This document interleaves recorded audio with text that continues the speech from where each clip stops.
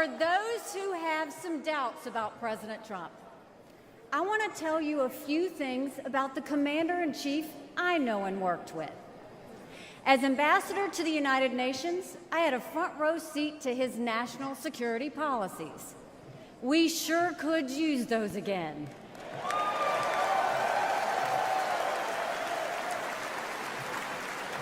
Think about it.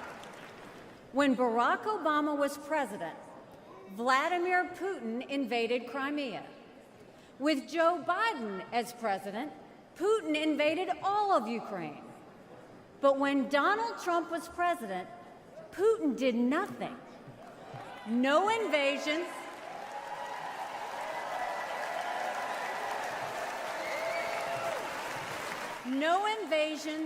no wars. That was no accident. Putin didn't attack Ukraine because he knew Donald Trump was tough. A strong president doesn't start wars. A strong president prevents wars.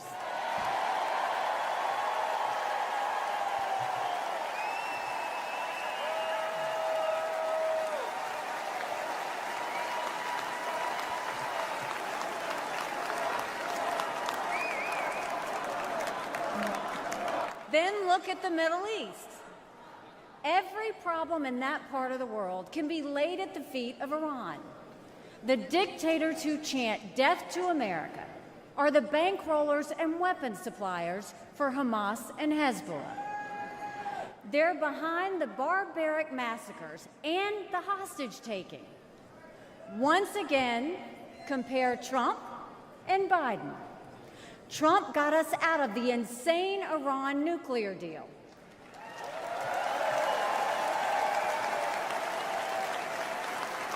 He imposed the toughest sanctions ever on Iran.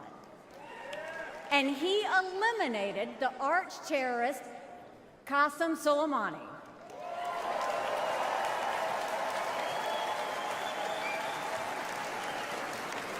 Iran was too weak to start any wars. They knew Trump meant business, and they were afraid.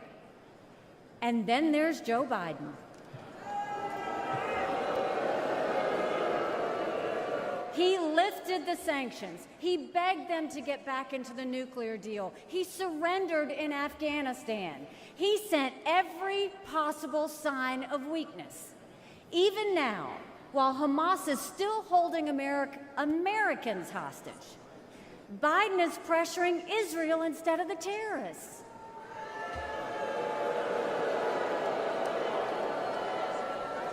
Between Israel and Hamas, Donald Trump is clear about who is our friend and who is our enemy.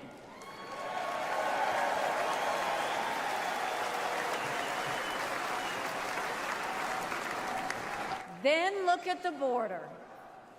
It's the single biggest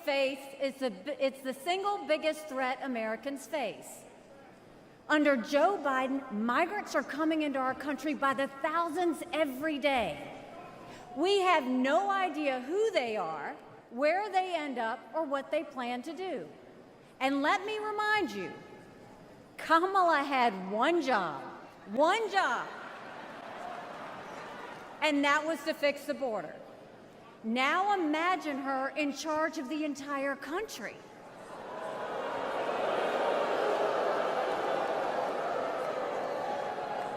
Under Donald Trump, we didn't have the border disaster we have today, and we won't when he is president again.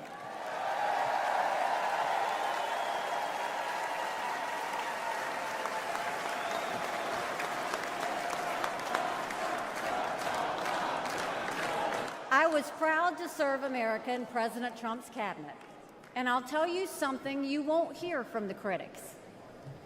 He appreciated advice and input. Americans were well served by his presidency, even if they didn't agree with him on all things. Now, to my fellow Republicans, we must not only be a unified party, we must also expand our party.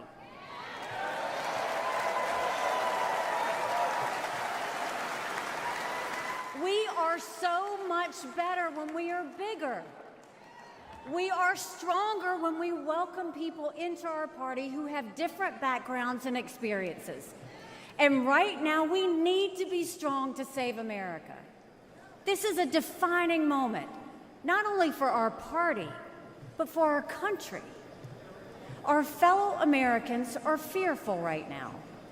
Families are suffering from inflation and wages that don't keep up with prices. Young people are being indoctrinated to think our country is racist and evil.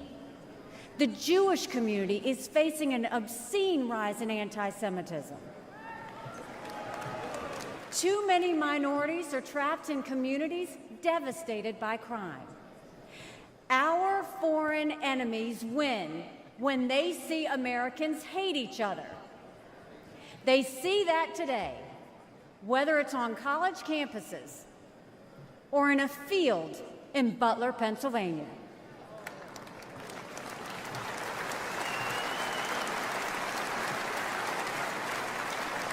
But we can conquer those fears with strength and unity. No president can fix all of our problems alone. We have to do this together. America has an amazing ability to self-correct.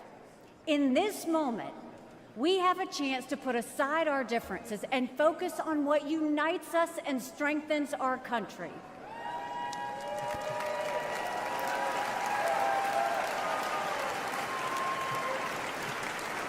Let us join together as a party. Let us come together as a people, as one country, strong and proud. Let us show our children and the world that even on our worst day, we are blessed to live in America.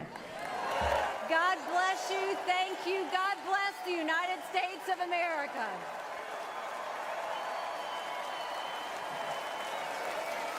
And now, ladies and gentlemen, please welcome the Governor of Florida, Ron DeSantis.